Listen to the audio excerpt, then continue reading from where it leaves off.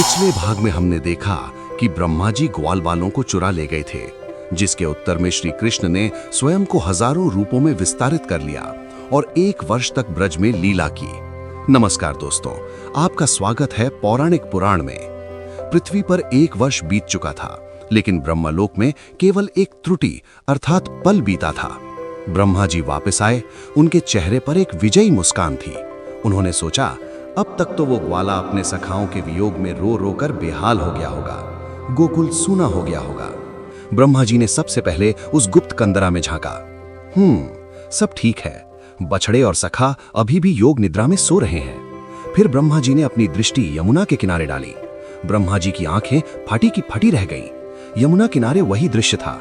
श्री कृष्ण वैसे ही मुस्कुरा रहे थे। वही सखा, वही बछड़े, वही कपड़े, वही हंसी ठिठोली। ब्रह्मा जी चकरा गए। ये क्या माया है? जो गुफा में है वे सत्य हैं, या जो यहाँ कृष्ण के साथ हैं वे सत्य हैं? सत्य कौन है? जैसे ही ब्रह्मा जी इस मोह में फंसे, श्री कृष्ण ने अपनी लीला का अगला पर्दा हटाया। अचानक यमुना किनारे खड़े हुए नन्हे नन्हे ग्वाल बाल और बछड़े बदलने लगे। वे अब साधारण बालक नहीं रहे।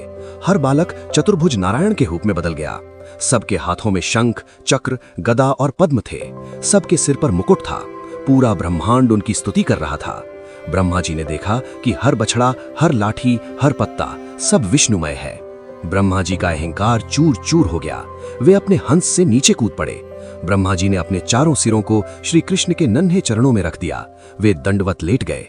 उनकी आंखों से पश्चाताप के आंसू बहे और उन्होंने कृष्ण के चरणों को धो दिया। कांपते हुए ब्रह्मा जी बोले, नौमीड्यते अभ्रवपुसे, अर्थात हे मेघश्याम, मैं आपकी स्तुति करता हूँ। प्रभु, मैं अज्ञानी हूँ। मैंने आपको केवल एक ग्वाला समझने की भूल की, क्षमा करें। उधर बरसाना में राधा रानी को अचानक एक तीव्र प्रकाश का अनुभव हुआ। राधा मन ही मन बोली, आज विधि का विधान भी मेरे कान्हा के आगे झुक गया। मेरे प्रियतम ने सिद्ध कर दिया कि वही आदि है और वही अंत है।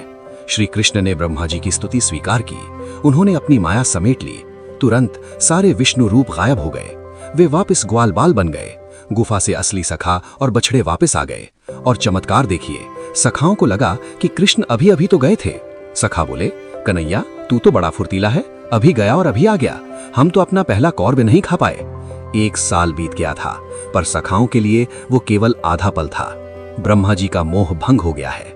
अब श्री कृष्ण की बाल लीलाएं समाप्त होकर किशोरावस्था की ओर बढ़ेंगी।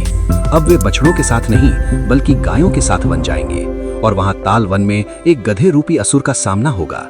अपनी राय हमें नीचे कमेंट्स में जरूर बताएं और पौराणिक पुराण चैनल को सब्सक्राइब करना न भूलें।